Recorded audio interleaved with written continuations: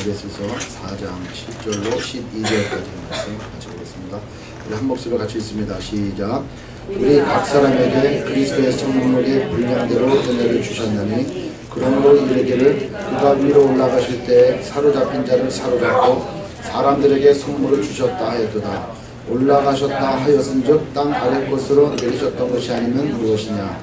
내리셨던 그가 곧 모든 하늘 위에 오르신 자니 이는 만물을 충만케 하려 하심이니라. 그가 혹은 사도로 혹은 선지자로 혹은 복음 전하는 자로 혹은 목사와 교사로 주셨으니 이는 성도를 온전케 하며 봉사일을 하게 하며 그리스도의 몸을 세우려 하심이라. 아멘. 우리는 지난 시간까지 하나 되게 하는 것, 어떻게 우리는 하나가 되어야 되는가, 이거에 대해서 말씀을 나눴습니다. 그러니까 우리는 지금 에베소서 1장 10절 말씀 우리 다 같이 함께 보죠. 또 한번 봅니다. 에베소서 1장 10절 9절부터 보면은 그 뜻의 비밀을 우리에게 알리셨으니 곧 그 기쁘심을 따라 그리스도 안에서 때가 찬 경륜을 위하여 예정하는 것이니 하늘에 있는 것이나 땅에 있는 것이 다 그리스도 안에서 통일되게 하려 하시니라. 아멘. 그러니까 창조 때 최초에는 그 예수 그리스도 안에서 모든 것이 하나님 안에 하나로 통일되어 있었단 말이죠. 통일되어서 하나가 되었었는데 그 마귀가 들어와서 우리 인간에게 죄를 짓게 함으로 죄가 들어와서 하나님과 우리의 관계가 나눠졌고 또 사람과 사람 사이도 나눠졌단 말이에요. 그래서 다 뿔뿔이 흩어져 갖고 마음이 상처받은 바 되는데 예수님께서 이 땅에 오셔서 그와 같은 일들, 즉 화목해 하는 일들을 통해서 모두가 다 통일되게 하셨다는 거예요. 따라서 이 통일되게 하신 데 있어서의 하나님의 하신 일과 또 성자 예수님께서 하신 일, 성령 하나님께서 하신 일에 대해서 우리가 여태까지 알아봤다는 거죠. 알아봤는데 이 4장 1절에 이렇게 얘기가 나오죠. 그러므로 여태까지 쭉 그렇게 얘기했어요. 그러므로 주 안에서 같이 내가 너희를 권하노니 너희가 부르심을 입은 부름에 합당하게 행하라. 이 부르심은 입은 부름에 합당하게 사는 삶이 어떠한 삶이냐 라고 하는 내용들을 지금부터 쭉 설명해 주는 거예요. 그 중에 첫 번째가 지난 시간에 얘기한 뭡니까? 하나 되게 하는데 힘써 지키라 하는 거예요.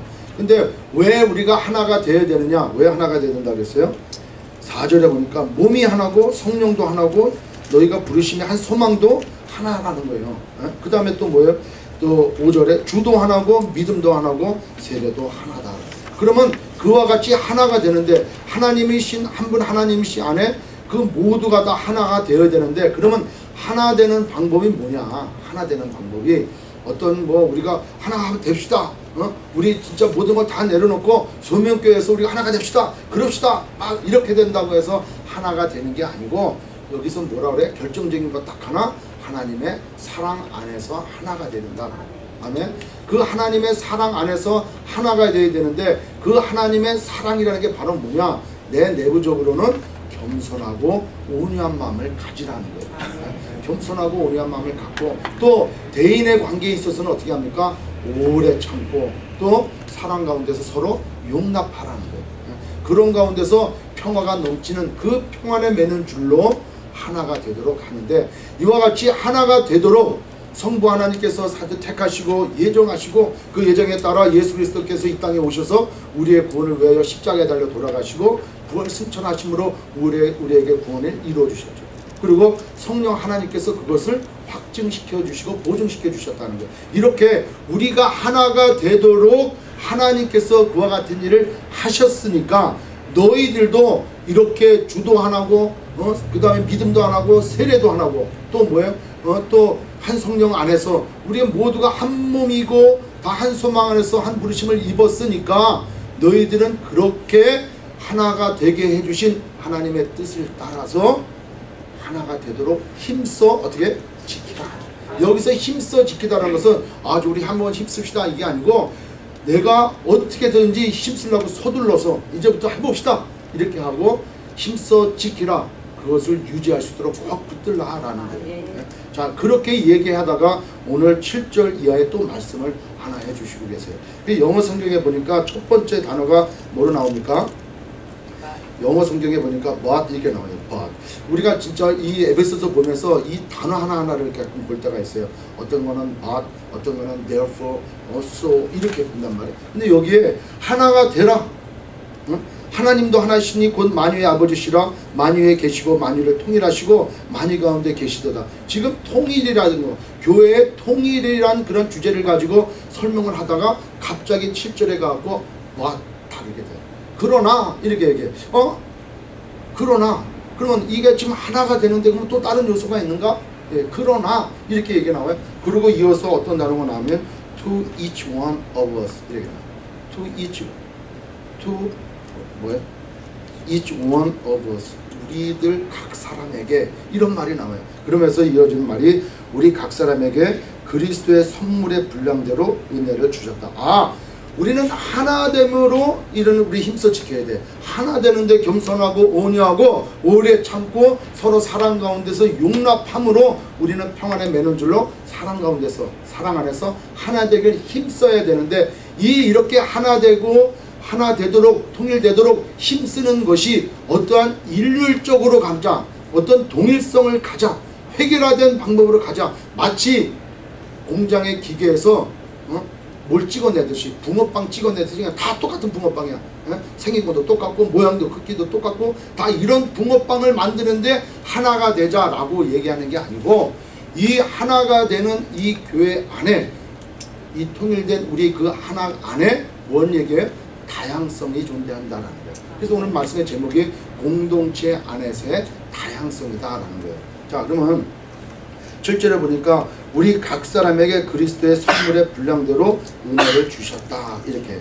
그러니까 우리 한 사람 한 사람에게 분량대로 하나님께서 그리스도께서 선물을 우리에게 주셨는데 이 분량 그러니까 우리는 양으로 따져요. 근데 영어 성경에 보면은 뭐라고 되어 있냐면은 뭐라고 되어 있어요?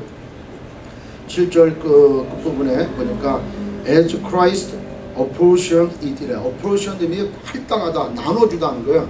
그 예수님께서 그거를 우리 각 사람에게 나눠주셨어요. 은사를, 그레이스를 나눠주셨어. 근데 어떤 사람들에게 이런 은사를, 저 사람에게 이런 은사를 나눠줬는데 여기에 말씀대로 한국어 번역으로 우리가 선물의 분량대로 나눠줬다 그러니까 저 사람은 많은 분량의 은혜를 은사를 주셨고 나는 적은 분량의 은사를 주셨구나. 왜 나한테는 적은 분량의 은사를 주셨을까? 이렇게 생각할 수가 있는데 그게 아니라는 거예요.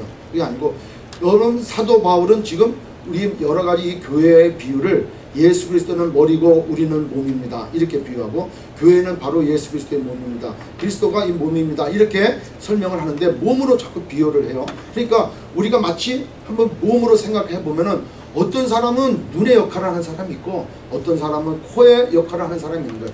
우리의 각 사람 한 사람을 다 눈으로 불러주신 게 아니고 우리 각 사람 한 사람 한 사람을 다 심장으로 불러준 게 아니라는 거예요. 우리 육신의 모든 부족은 이 부서 조직 하나하나가 다 달라요. 여러분 눈의 위치에 코가 같이 얼굴 위에 같이 있다고 해서 눈이 멀면은 코가 그 역할을 대신할 수 있냐는 거 있어요? 없다는 거예요. 눈은 눈의 역할을 하고 코는 코의 역할을 하는데 이것이 어떻게 눈이 더 중요하냐 코가 더 중요하냐라고 할 수 없다는 거예요. 할 수 없다는 거예요. 우리도 그런 얘기 했지 않습니까? 맹장 수술하면은 옛날에는 배 수술하다가 보면 맹장 그냥 다 잘라냈다는 거예요. 근데 지금 최근에 들어와서 맹장의 역할이 있다라는 거예요.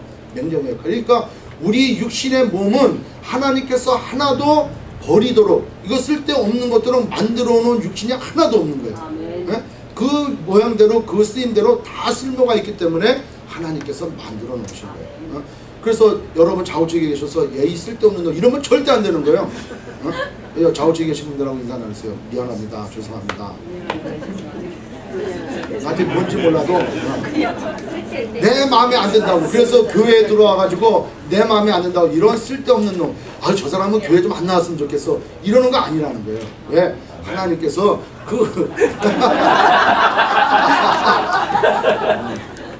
은혜가 돼요. 우리 그 분량대로 하나님께서 다 은사를 주셨단 말이에요. 우리 한 사람 한 사람 우리 뒤돌아보면은 나만 교회 잘난 게 아니에요. 나만 잘났고 나만 다 하는 게 아니에요. 왜?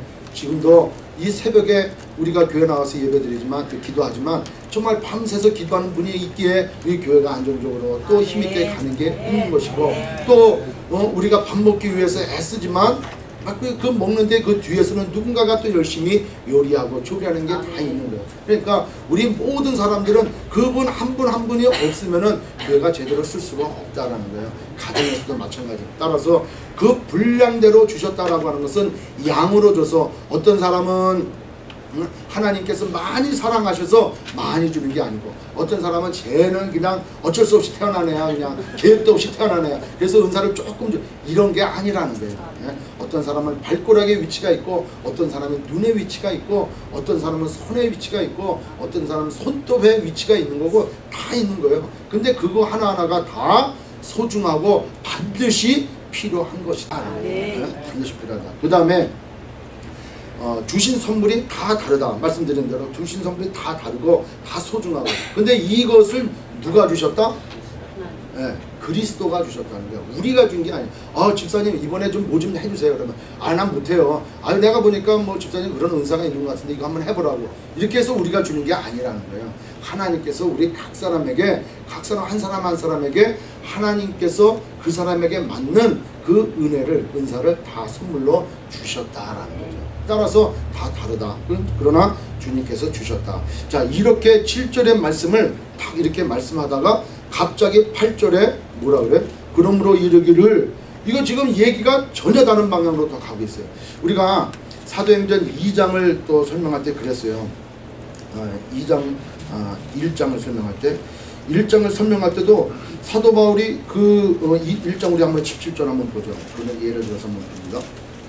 1장 17절 보니까, 우리 주 예수 그리스도의 하나님 영광의 아버지께서 지혜와 계시의 정신을 너희에게 주사 하나님을 알게 하시고, 너의 마음 눈을 밝히사 그의 부르심의 소망이 무엇이며 성도 안에서 그 기업의 영광의 풍성이 무엇이며 그의 힘의 강력으로 역사하심을 따라 믿는 우리에게 베푸신 능력의 지극히 크심이 어떤 것을 너희로 알게 하시기를 구하노라.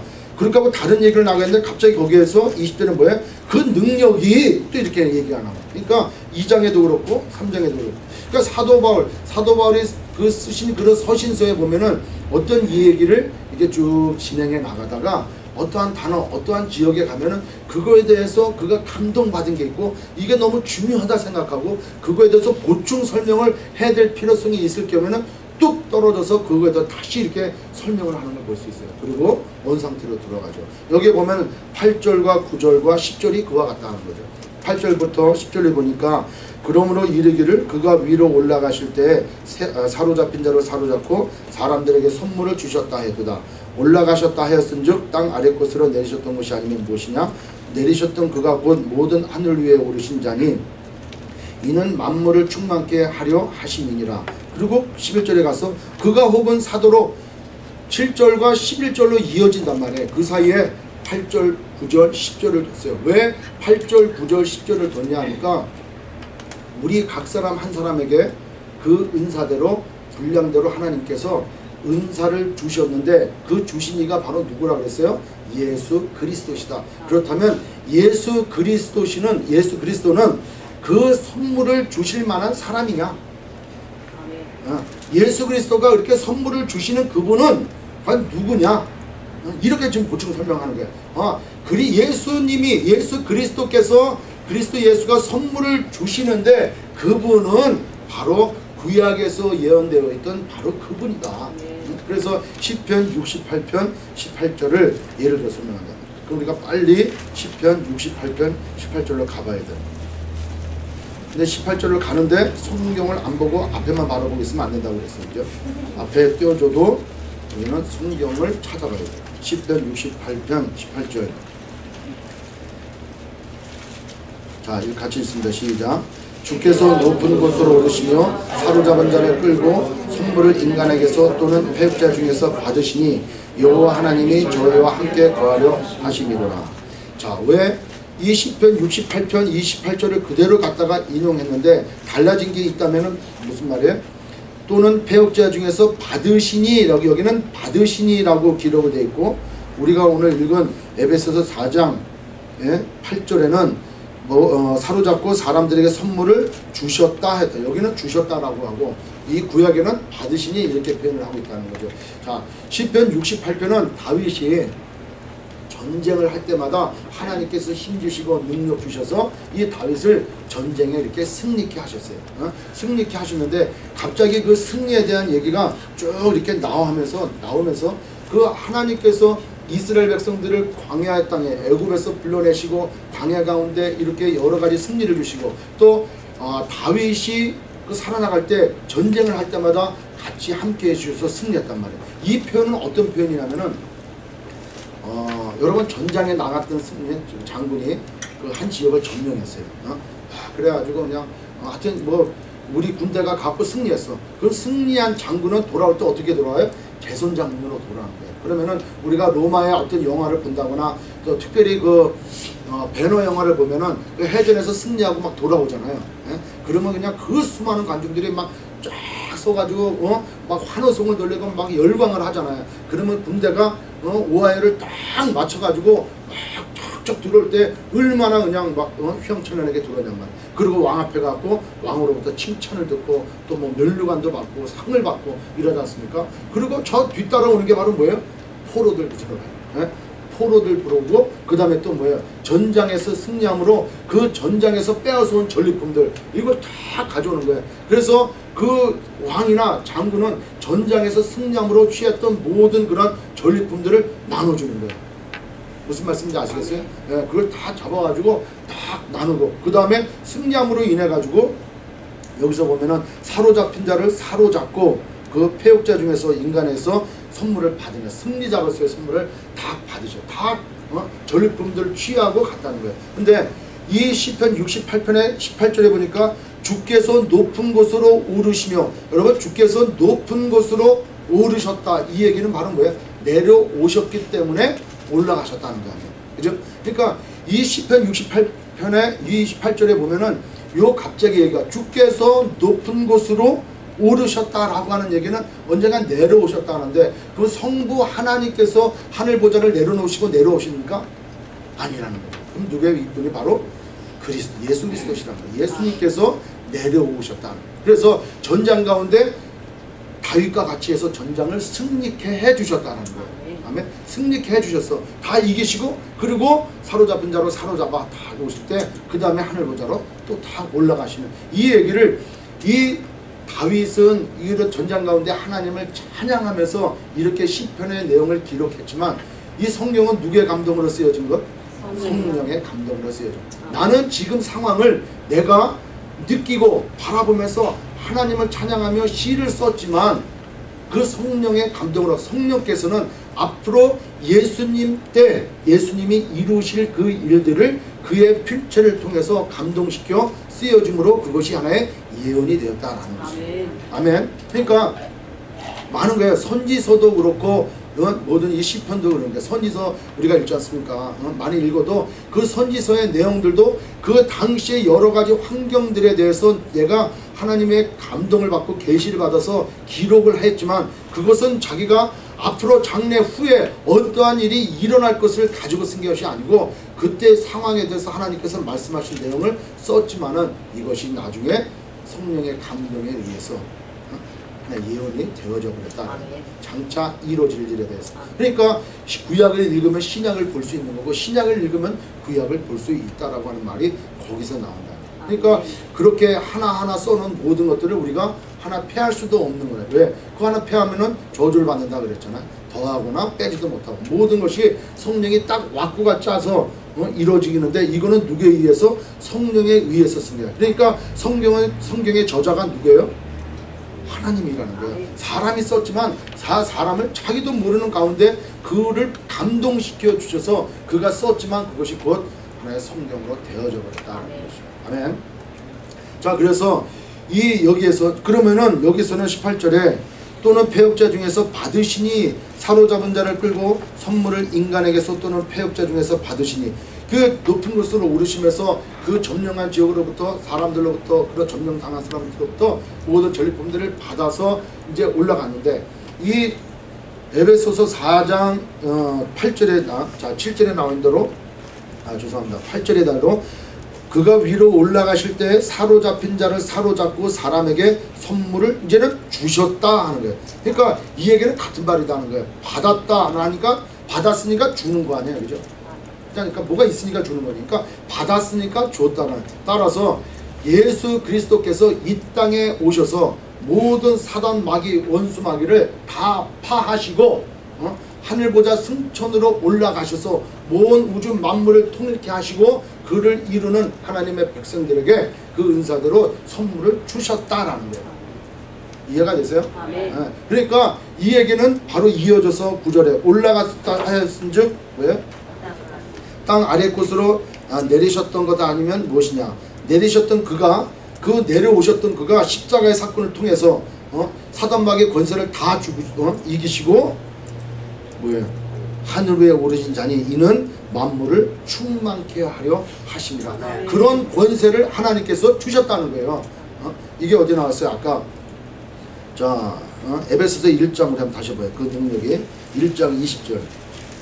자, 그 능력이 1장 20절에 그 능력이 그리스도 안에서 역사하사 죽은 자들 가운데서 다시 살리시고 하늘에서 자기의 오른편에 앉히사 모든 정사와 권세와 능력과 주관하는 자와 이 세상뿐 아니라 오는 세상에 일컫는 모든 이름 위에 뛰어나게 하시고 또 만물을 그 발 아래 복종하게 하사 그를 만물 위에 교회의 머리로 주셨다는 거예요. 네? 그런 권세와 능력을 만물을 충만케 하시는 자의 능력을 이 예수 그리스도에게 주셨단 말이에요. 그러니까 모든 우주 만물을 통치할 수 있는 그런 권세, 권한을 예수 그리스도에게 주셨단 말이에요. 그분이 그 능력으로 마귀 권세를 이긴 그 능력으로 취했던 모든 것, 그전에 누구한테 가 있었는데? 마귀에게 가 있었는데 이제는 마귀를 다 이기고 십자가 사건을 통해서 다 이기시고 이제는 우리에게 그러니까 결국에는 우리가 각자 다가 하나가 되어질 수 있도록 우리에게 각각의 선물 은사를 주셨다는 거예요. 그것을 가지고 하나님께서 원하시는 그 전 우주적인 통일 하나로 만들어 가는데 다 쓰임 받을 수 있도록. 무슨 말씀인지 아다다 들어요? 이걸 자꾸 못아다다 들으면 안 되고 알아다다 들어야 돼. 자, 그래서 지금 8절, 9절, 10절의 말씀은 바로 무엇을 의미하느냐? 그 그리스도께서 선물을 주시는데 그 선물을 주시기에 합당하신 분이다 라는 거예요. 그분은 그거를 설명한 거예요. 그러니까 이 사도 바울이 이 서신서를 쓰면서 우리 각 사람에게 그리스도의 선물의 분량대로 은혜를 주셨는데 그 그리스도, 그 예수 그리스도로 말씀드릴 것 같으면 구약에서 그렇게 예언하신 분으로서 모든 걸 이기시고 하늘로 올라가서 만물을 충만케 하시는 그 충만으로 교회의 머리가 되셔서 그 통일된 모든 거의 머리가 되셔서 우리 각 사람에게 은혜를 주신 분 그분이다. 구약에서 예언하신 분이 바로 이분이다. 이분이 우리에게 선물로 주셨다. 따라서 은사는 다른 데서 온 게 아니고 하나님께서 반드시 우리에게 주신 것이다. 아멘. 아멘. 그래서 이제 그러고 난 다음에 11절 얘기가 나. 그렇게 해서 그가 혹은 사도로 혹은 선지자로 혹은 복음 전하는 자로 혹은 목사와 교사로 주셨다. 여러분 이게 교회에 주신 은사가 여러 가지가 많아요. 이제 뭐 로마서라든가 고린도전서 12장이라든가 또 뭐 베드로전서라든가 이렇게 특히 이제 에베소서라든가 이렇게 여러 곳에 은사에 대해서 얘기가 나와요. 그래서 은사에 대해서 어떤 분은 직분에 대해서 어떤 분은 직분을 수행하는 그런 능력에 수행하는 은사로서 이렇게 은사에 대한 얘기가 많은데 이 은사에 대해서 우리가 잘 생각을 해야 돼요. 이것 말고도 뭐 여러 가지나 은사가 있겠죠. 그러나 이 에베소서에 나와 있는 특별히 4장 11절에 나와 있는 이 은사 사도나 선지자나 복음 전하는 자나 혹은 목사와 교사의 은사에 대해서는 우리가 잘 생각해야 되는 거예요. 왜냐하면 지금 이제 교회가 새롭게 생생되어져 가는 거예요. 교회가 만들어져 가고 있고 교회가 지어져 가고 있는 거예요. 초대교회가. 이때는 신약 성경이 있었을까 없었을까? 있었어요 없었어요? 없었죠. 왜냐하면 이 서신서 이것들이 나중에 가서 정경으로 채택되어 이것이 이제 성경으로 지어지잖아요. 그러니까 당시에 있는 성경이라고 하는 것은 구약밖에 없단 말이에요. 구약의 율법이라든가 이런 게밖에 없단 말이에요. 그러니까 아직까지 성경이 정립이 되지 않을 때 교회가 세워지지 않을 그때 하나님께서는 즉 예수 그리스도께서는 사도와 선지자와 복음 전하는 자와 그 다음에 목사와 교사의 직분을 은사를 주셔서 교회를 이루시게 하셨다라는 거예요. 근데 그 직분들을 우리가 잘 생각해야 되는데 지금도 저분은 사도의 은사가 있어. 응? 사도의 은사가 있고 아, 저분은 선지자의 영을 받았나 봐. 그래서 우리 신학교 다니면 뭐라 그래요? 선지학교. 아, 우리 선지동산에 와가지고 지금 이렇게 나간단 말이에요. 근데 이 용어 정립이 정말 잘 돼요. 저도 이렇게 막 안 되고 헷갈릴 때도 많았었는데 이 용어 정립을 잘해야 돼. 사도는 누가 사도냐? 사도는. 그러니까 여기서 나오는 직분은 두 가지로 나눈단 말이에요. 일시적이고 임시적인 이 은사의 직분이 있고, 그 다음에 항종직으로 교회가 존재하는 그때까지 계속 있어야 되는 그런 직분이 있다는 거죠. 그러니까 일시적이고 임시적인 거는 사도, 선지자, 복음 전하는 자, 우리가 얘기하는 그런 복음 전도자가 아니고, 이거는 그때 필요했기 때문에 그때 해놓은 거예요. 이제 설명을 드릴 거고, 그 다음에 계속 있어야 될 것, 교회가 세워지고 난 다음에 교회를 든든히 하고 교회를 바르게 하고 교회를 하나님의 뜻에 맞게 인도하게끔 지속적으로 있어야 될 것, 그게 목사와 교사다라는 거예요. 그러니까 그렇다면 사도란 뭐냐? 사도, 사도의 조건이 있어요. 사도의 조건은 바로 뭐냐? 부활하신 주님을 만나야 돼요. 부활한 주님을 만나야 되고, 그 사도는 하나님께서, 예수님께서 직접 사도로 부르셔야 되는 거예요. 그 사도의 명칭은 주님이 쓰셨단 말이에요. 그러니까 사도로 부르셔야 돼. 그리고 부활하신 그 현장, 부활하신 걸 봤으니까 그거를 증언하는 사람이 바로 사도다라는 거예요. 근데 지금은 우리가 내가 사도했네, 저분은 사도인 것 같아. 그건 우리가 부른 거지, 하나님이 부르신 게 아니지. 그는 부활하신 주님을 만난 게 아니지. 그러니까 사도는 계승이 된다 안 된다? 계승이 되는 게 아니에요. 죽으면 그거로 끝이야. 그러니까 우리가 한번 말씀을 한번 좀 찾아보면서 이렇게 사도행전 1장 21절 보죠. 좀 들어도 사도행전 1장 21절을 봅니다. 자, 사도행전 1장 21절에 뭐냐면은 가룟 유다가 12제자 중에 배반해가지고 어떻게 돼요? 자살했잖아요. 그러니까 12명의 사도가 나와, 제자가 나와야 되는데 한 명이 빠졌어. 그러니까 한 명을 더 채우기 위해서 지금 제비 뽑는 거야. 근데 이때 제비 뽑을 때 곧 대상이 되는 사람을 얘기를 하고 있어요. 21절 이하에 이러함으로 요한의 세례로부터 우리 가운데서 올리워 가신 날까지 주 예수께서 우리 가운데 출입하실 때 항상 우리와 함께 다니던 사람 중에 하나를 세워 우리로 더불어 예수의 뭐예요? 부활하심을 증거할 사람이 되게 하여야 하리라. 이렇게 얘기하고 한 사람을 뽑았는데 그게 누구예요? 마띠아라고 하는 사람을 뽑았단 말이죠. 이 사람은 부활의 주님을 받고 부활의 증인이 될 사람이에요. 그래서 사도로 뽑혔다라는 거죠. 그 다음에 사도행전 10장 40절로 41절.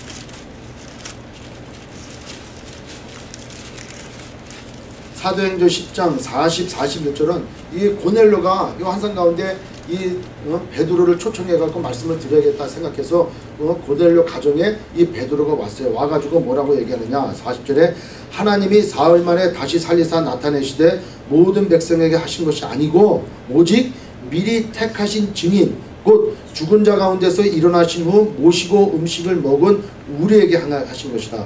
우리를 명하사 백성에게 전도하되 하나님의 산자와 죽은 자의 재판장으로 정하신 자가 곧 이 사람인 것을 증거하게 하셨고, 이렇게 예수 그리스도와 함께하고 부활의 증인이 되고 그 부활의 증인이 되도록 부르심을 입은 사람이 바로 사도다라는 거예요.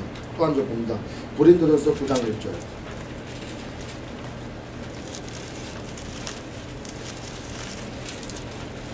고린도전서 9장 1절. 사도 바울이 자기도 사도다라고 얘기하는 거예요. 그러니까 다른 사람들은 너가 부활의 증인도 아니고 너가 12제자도 아닌데 네가 무슨 사도냐 이렇게 할 때, 이 사도 바울은 그 사도행전 9장에 보면 다메섹 도상에서 어떻게 주님을 만나잖아요. 그죠? 환상을 본 게 아니고 거기서 주님을 만나고 부활하신 주님을 만났고 거기서 이방의 사도가 될 것을 주님으로 또 받았단 말이에요. 그러니까 그 사도 바울은 고백하기를 내가 다메섹에서 부활하신 주님을 만났기 때문에, 그리고 이방인에게 복음을 증거하는 그런 일을 맡았기 때문에 나는 사도다, 이렇게 자기의 사도됨을 얘기하는 거예요. 그래서 9장 1절에 내가 자유자가 아니냐 사도가 아니냐 예수 우리 주를 보지 못하느냐, 이게 봤다라는 거예요. 부활하신 주님을 받고 주님으로부터 그러한 사명을 받았다라고 사도 바울은 얘기하고 있다는 거예요. 그래서 고린도전서 15장 8절로 9절에도 사도 중에 가장 작은 자, 왜? 맨 마지막에 받았으니까. 맨 마지막 다메섹 도상에서 주님을 만났으니까. 그래서 만삭되지 못해 난 자 같은 자가 나도 봤다, 이렇게 얘기를 하는 거예요. 그래서 이 사도다라고 하는 것은 그 시대에 부활의 증인이 필요했단 말이에요. 교회가 지어질려야 되니까 주님 부활하실 때 이런 말 가지고 사람들이 믿지는 않는단 말이에요. 그러니까 예수님을 보고 부활하신 주님을 보고 그래서 그 부활의 증인이 되도록 부르신 자들이 바로 사도다.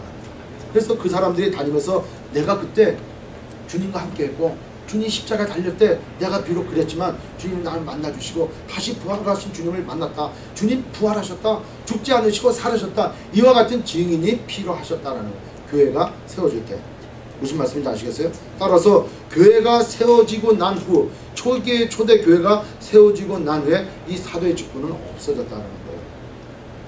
자, 그 다음 이제 선지자에 대해서 한번 얘기합니다. 선지자. 선지자는 성령께서 직접적인 감동을 주신 거예요. 그러니까 어떻게 또 얘기하면 선지자는 자기가 그 환상 가운데서도 그 주님과 같이 하면서 거기서부터 특별한 계시를 받아서 그 진리의 계시의 말씀을 성령의 감동으로 선포하는 사람들이 선지자예요. 따라서 선지자는 예수 그리스도의 부활의 증인이 안 돼도 돼.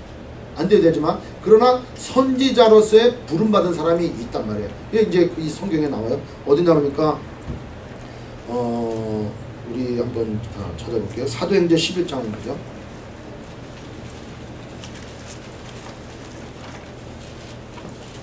이게 왜 중요한지를 이제 바로 제가 설명을 드리겠습니다. 사도행전 11장 27절 한번 봅니다. 27절에 보니까 그때 선지자들이 예루살렘에서 안디옥에 이르니, 그때 예루살렘에 선지자들이 있었어요.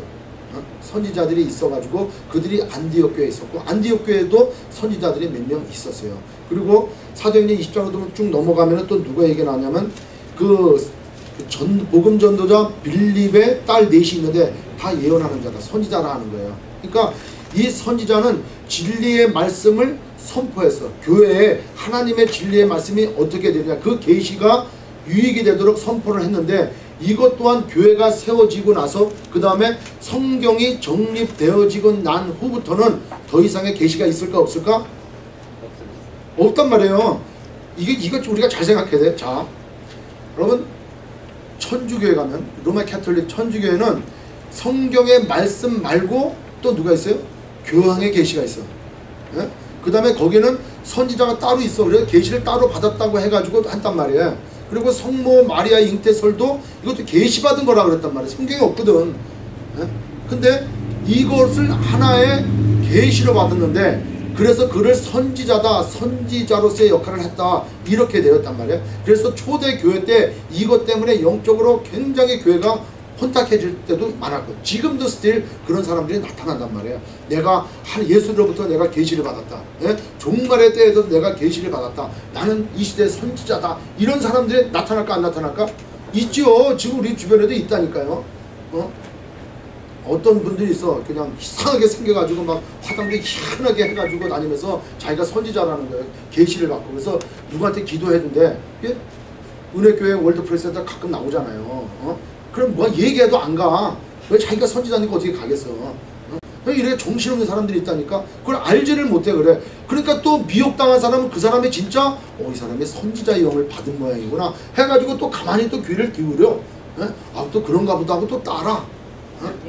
이게 진짜 위험한 거예요 그게. 그러니까 선지자는 초대 교회 때 하나님의 계시의 말씀이 정립이 안 됐어요. 어떻게? 성경으로 정립이 안 됐단 말이에요. 근데 이제 성경이 정립이 됐어. 신구약 66권이 하나님의 계시로 성령의 감동으로 40여 명이 넘는 사람, 한 44명 이상이 되는 사람이 1500년에 걸쳐가지고 이 말씀을 다 기록해놨단 말이에요. 기록해가지고 더 이상 더도 말고 덜도 말고 하지 말라고 나왔단 말이에요 성경에. 그래서 요한계시록 마지막에 있잖아. 이 계시의 말씀을 더하거나 빼거나 하면 이거는 저주받을 자라 그랬잖아. 그러니까 이 성경의 말씀 이외에 말씀을 가지고 내가 계시를 받았다 그러면 이거 다 가짜야. 다 가짜라는 거예요. 다 가짜라는 거예요. 그런데 우리는 그게 혹하고 있단 말이에요. 선지자는 이런 성경의 계시의 말씀이 정립되기 전에 초대 교회에 사람들이 모르잖아요. 그래서 진리의 성령께서 역사하시고 예수 그리스도께서 그를 부르사 말씀을 주셔서 그 계시의 말씀을 가지고 성도들에게 선포했단 말이에요. 그러니까 성경이 만들어지고 난 다음에 그 선지자가 필요 있을까 없을까? 없죠. 근데 우리는 지금 그런 것에 현혹되어 줄 수 있다는. 그래서 초기 교회 때 뭐 몬타누스 파라는 게 그런 파도 있어. 근데 이런 사람들이 초창기에는 다 잘 나가. 뭐 퀘이커파 무슨 뭐 또 뭐 여러 무슨 파들이 있더라고 보니까. 로마 캐톨릭도 그 중에 하나잖아요. 우리가 이단이라고 하는 것 중에 왜 로마 캐톨릭 이단이라 그러냐? 그런 거에 다. 물론 거기에 그렇다고 구원이 없느냐? 그건 아니지. 거기도 예수 그리스도 있고 예수 그리스도의 보혈이 있고 잘 믿는 사람이 있지만 그 방향대로 믿고 따라 나가면 그건 온전치 못하다라는 거예요. 그러니까 우리가 잘 분별해야 돼. 그러니까 그런 사람들이 처음에는 아주 신실한 것 같아. 교회는 아주 교회를 적당히 비판해. 교회가 이렇게 나가면 안 된다. 하나님께서 그렇게 하라고 말씀하시지 않았다. 그러다가 서서히 특정한 교리라든가 특정한 방향으로 자꾸 밀고 나가는 거예요. 이런 게 잘못되어 버리는 거죠. 잘못되어 이렇게 해서 초기 교회를 영적으로 얼마나 힘들게 하고 얼마나 많은 사람들을 타락하게 그 믿음을 떠나게 그렇게 만들었냐. 여러분 지금도 이 시대에 내가 보혜사다. 신천지 그러잖아요. 내가 보혜사고 내가 뭐 계시를 받았다. 내가 증거장막에 뭐 이런 사람들이 얼마나 많아요. 근데 오 진짜구나 이렇게 현혹되는 사람들이 많아요. 또 어디 가면은 무슨 무슨 세미나 뭐 선지자 누구가 나와서 뭐 세미나 한다 그래갖고 거기에 또 줄을 나. 이게 아닌 거예요.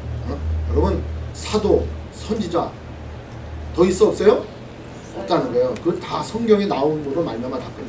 여기 나오는 복음 전도자 마찬가지. 복음 전도자도 성경에는 빌립이라든가 이런 사람 소수 사람들이 또 디모데라든가 디도라든가 이런 사람들에 의해서 그때 사도의 명을 받아서 또 하나님께 부름을 받아서 그 하나님의 복음을 성경에 기록되기 전 그 복음을 정확히 설명해야 될 필요성들이 있을 때 그들을 세워서 복음을 전도할 수 있었다는 거예요. 그러나 성경이 만들어지고 세워지고 난 후 우리에게 하나님의 계시의 말씀인 이 말씀이 우리에게 들어온 이상은 더 이상의 선지자도 없고 더 이상의 복음 전도자도 있지 않다는 거예요. 그렇다면은 그러면 우리는 어떻게 되느냐? 우리가 기도할 것은 성경의 말씀을 읽고 말씀을 묵상할 때 성령께 기도하는 거예요. 성령님 나를 조명시켜 주옵소서. 이 말씀이 깨달아지도록 나를 조명시켜 주옵소서. 이 말씀의 뜻이 무엇인지 하나님 이 말씀을 어떻게 왜 기록하셨고 이 말씀을 제가 어떻게 적용해야 됩니까? 하나님 나를 깨닫게 해달라고 내가 기도할 때 그 조명함을 받으려고 기도할지 이거를 가지고 뭐 해가지고 뭐 이상하게 나와서 지금 다 내일 주님 오신답니다. 뭐 이래버리면 그거는 그때 현혹되지 말고 다 어떻게 돼? 너는 가짜 이렇게 얘기해요. 아멘? 말씀을 벗어나고 말씀대로 데려가지 않으면 이건 다 가짜라는 거예요. 자 그러면은 교회 항전직은 뭐냐? 교사와 목사로 세웠다는 거예요. 이제 교회가 세워졌어요. 말씀이 있단 말이에요. 그 다음부터는 이 성도들을 잘 양육하고 잘 가르치고 잘 지도하는 일들이 필요하단 말이죠. 그래서 우리가 생각하는 목자와 같은 개념의 목자, 그 다음에 가르치. 그래서 목자와 교사는 하나가 돼 있어요. 이게. 여기 한번 영어 성경에 보죠.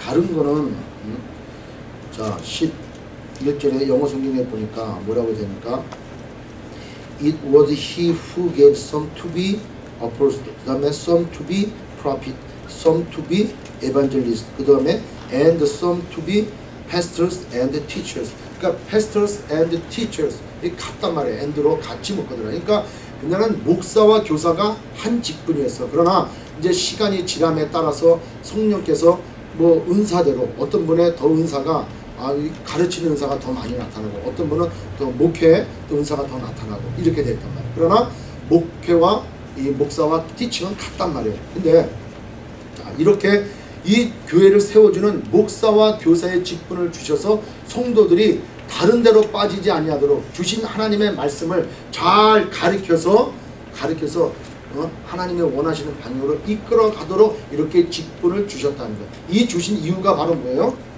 12절에 이는 성도를 어떻게 합니까? 온전케 하며 봉사의 일을 하며 그리스도의 몸을 세우려 하심이라. 아멘. 사도를 세워서 그래서 우리 저기 그 에베소서 2장에 한번 보면은 뭐라 그래요? 2장에 보면은 이 교회는 누구와 누구 터 위에 세웠다 그래요? 사도와 선지자의 터에 의해 세웠다 그러잖아요. 그러니까 큰 건물을 비교하잖아요. 그래서 모퉁이 돌이 누가 된 거예요? 예수가 그리스도가 됐어. 모퉁이 돌을 세우고 그 다음에 이 바닥에 터가 누가요? 사도와 선지자들이 그렇게 터를 세워놓고 그 다음에 우리가 하나씩 쌓아 올라가는 거예요. 그 올라가도록 잘 쌓여지도록 누가? 교사와 목사와 교사가 그 일들을 수행을 하고 그렇게 해서 이것이 온전케 잘 이루어지도록 하기 위해서 그렇게 선물을 주셨다라고 하는 거예요. 그 여기서 온전케 되어진다라고 하는 뭐래? 성도를 온전케 한다. 뼈가 잘못되었으면 이거 우리 저거 하잖아요. 지난번에 저도 허리가 아파가지고 막 그럴 때 우리 집사님이 저기 어디 뼈 잘 맞추시는 분한테 갔어요. 그러니까 뭐 그분도 키가 굉장히 작으시더라고요. 최고도. 그러니까 저를 누워놓고 애를 쓰시더라고. 잘 안 움직여지니까. 확 하느라 우두둑 소리가 나는데 이 몸이 그냥 옆으로 하세요 그러면 나는 훌쩍 이렇게 하는데 그분은 막 왔다 갔다 그냥 애를 쓰시더라고. 이렇게 제대로 안 된 거를 맞춰주는 거예요. 잘못된 거를 조정해 주는 거예요. 이게 온전케 하는 거예요. 그래서 목사와 교사가 해야 될 일이 그러니까 성도들이 잘못 가고 있는 거. 너 그렇게 하면 안 된다. 왜 금요일날 나와야 돼? 금요일날 꼭 예배 때 나와야 돼. 왜 새벽기도 나와야 돼? 왜 잘못된 거 가르쳐 주는 거예요. 그런데 왜 그거를 나한테 강요하고 그 강요하는 게 아니라니까 성도를 온전케 하기 위해서. 아멘. 그 다음에 찔리는 분이 많은가 봐. 두 번째는 뭐라 그래요? 봉사의 일을 하게. 여기서 여러분 봉사하다. 이 봉사는 나와가지고 우리가 뭐 주방에서 봉사하고 주차 봉사하고 이런 봉사를 얘기하는 게 아니에요.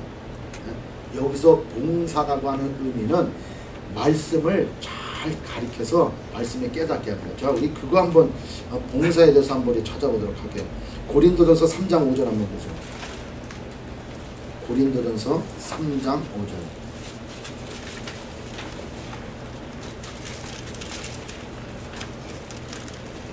3장 5절에 뭐라 보니까 그런즉 아볼로는 무엇이며 바울은 무엇이며 저희는 주께서 각각 주신 대로 너희로 하여금 믿게 한 사역자다. 나는 심었고 아볼로는 물을 주었으되 오직 하나님은 자라나게 하셨다나. 자, 그 다음에 또 하나 또 어떤 말씀을 찾냐면은 사도행전 20장 20장 22절. 다음 찾은 걸 또 놓고 사도행전 20장 22절.